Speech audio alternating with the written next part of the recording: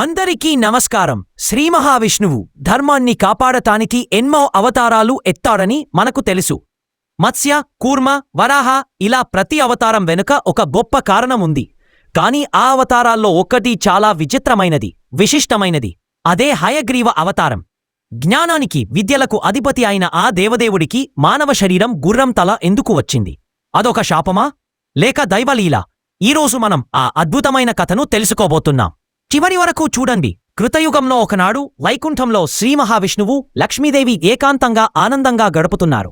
వారి మధ్య సరదా సంభాషణలు, పరిహాసాలు జరుగుతున్నాయి. ఆ సమయంలో లక్ష్మీదేవి విష్ణువుతో ప్రేమగా మాట్లాడసాగింది. కాని శ్రీహరి ఆ సమయంలో తీవ్రమైన యోగనిద్రలో లోక కళ్యాణం గురించి ఆలోచిస్తూ ఉన్నారు. లక్ష్మీదేవి ఎన్నిసార్లు పిలిచినా, ఎంత ప్రేమగా మాట్లాడినా ఆయన పలకలేదు. మాటలను ఆయన పట్టించుకోవడం లేదని, తన్ను చూసి కూడా చూడనట్టు ఉన్నారని లక్ష్మీదేవికి కొద్దిగా అలుకు వచ్చింది. ఆలరి కోపంలో పరిహాసంగా ఒక శాపమిచ్చింది. స్వామి, మీరు నన్ను చూసి కూడా చూడనట్టు ఉన్న ఈ శిరస్సు మీకు లేకుండా పోవుగాక అంది. ఆ మాటలకు విష్ణుమూర్తి కళ్ళు తెరిచి చిరునవ్వు నవ్వాడు. ఆయనకు దేవి మనసులోని ప్రేమ తెలుసు, ఆమె కోపం కేవలం అలుక మాత్రమేనని తెలుసు. ఆయన శాంతంగా, దేవి, నీవు నా అర్ధాంగివి. నీవు పలికిన మాట వృథా కాదు, అది తప్పక జరుగుతుంది. అయితే ప్రతి సంఘటన వెనుకో ఒక దైవ సంకల్పం ఉంటుంది. నీ శాపం కూడా లోక కళ్యాణం కోసమే ఉపయోగపడుతుంది. చూస్తూ ఉండు అని చెప్పి మళ్లీ ధ్యానంలోకి వెళ్ళిపోయారు.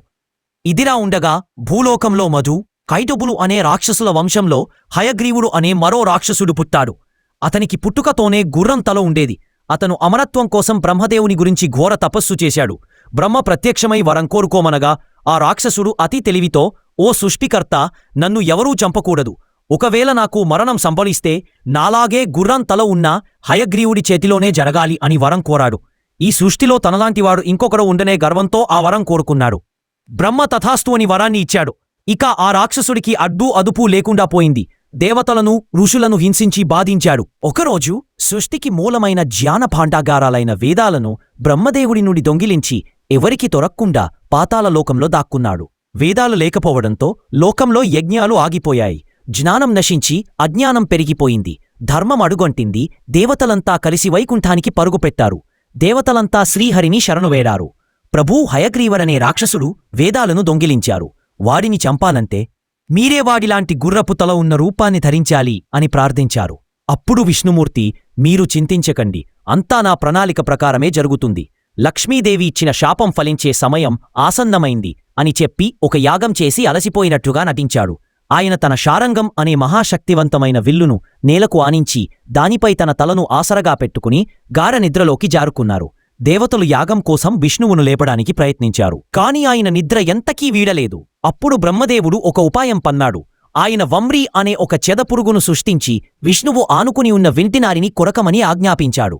ఆ పురుగు వింటినారిని కొరకగానే అంతకాలం బిగువుగా ఉన్న నారి టంక్ మని బ్రహ్మాండం బద్దలైనంత శబ్దంతో తెగిపోయింది. ఆ వేగానికి వింటిమీద ఆనించి ఉన్న విష్ణుమూర్తి శిరసు శరీరం నుండి వేలై ఎగిరి సముద్రంలో పడిపోయింది. లక్ష్మీదేవి శాపం నిజమైంది. అది చూసి దేవతలందరూ భయంతో వణికిపోయారు. తాము చేసిన పనికి పశ్చాత్తాపపడ్డారు. లక్ష్మీదేవి కూడా ఎంతో దుఃఖించింది. అప్పుడు ఆకాశవాణి రూపంలో పరాశక్తి ఇలా పలికింది: దేవతలారా, మీరు దుఃఖించకండి. ఇది లోక కళ్యాణం కోసం జరిగిన లీల. పూర్వం ఒక యజ్ఞంలో అర్పించిన పవిత్రమైన తెల్లని గుర్రం తల ఒకటి ఉంది. తీసుకువచ్చి విశ్వకర్మ సహాయంతో విష్ణువు మొండేనికి అతికించండి అని చెప్పింది. దేవతలు వెంటనే ఆ అశ్వముఖాన్ని తీసుకువచ్చి విష్ణుమూర్తి శరీరానికి అతికించారు. వెంటనే శ్రీమహావిష్ణువు ఒక నూతన రూపంతో పునరుత్థానుడయ్యారు. తెల్లని గుర్రం తలతో, దివ్యమైన తేజస్తో, 4 చేతులలో శంఖ, చక్ర, గద, పుస్తకాలతో ఆయన శ్రీలక్ష్మి హయగ్రీవుడిగా అవతరించాడు. ఆ రూపం అజ్ఞానాన్ని పారద్రోలి జ్ఞానాన్ని ప్రసాదించే స్వరూపంగా ప్రకాశించింది. ఆ తరువాత జ్ఞానమూర్తి పాతాళలోకానికి వెళ్లి రాక్షసుడైన హయగ్రీవుడితో భీకరంగా యుద్ధం చేశాడు. తనలాంటి రూపాన్ని చూసి ఆశ్చర్యపోయిన రాక్షసుడు తన వరగర్వంతో పోరాడాడు. కాని జ్ఞానస్వరూపుడైన శ్రీహరి ముందు అతని మాయల శక్తులు పనిచేయలేదు. చివరికి విష్ణుమూర్తి తన సుదర్శన చక్రంతో ఆ దుష్టుడిని సంహరించి వేదాలను రక్షించాడు.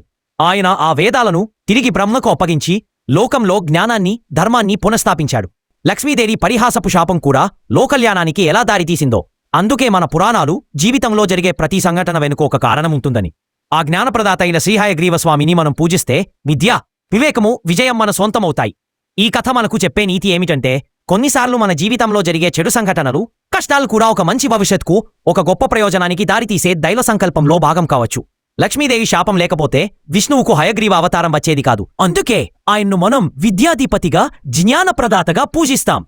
ఈ కథ మీకు నచ్చితే దయచేసి ఈ వీడియోను లైక్ చేయండి, షేర్ చేయండి మరియు మన ఛానల్కి సబ్స్క్రైబ్ చేసుకోవడం మర్చిపోకండి. మీరు ఇంకే పురాణ కథలు వినాలనుకుంటున్నారో కింద కామెంట్స్లో చెప్పండి. మరో అద్భుతమైన కథతో మళ్ళీ కలుద్దాం. ధన్యవాదాలు.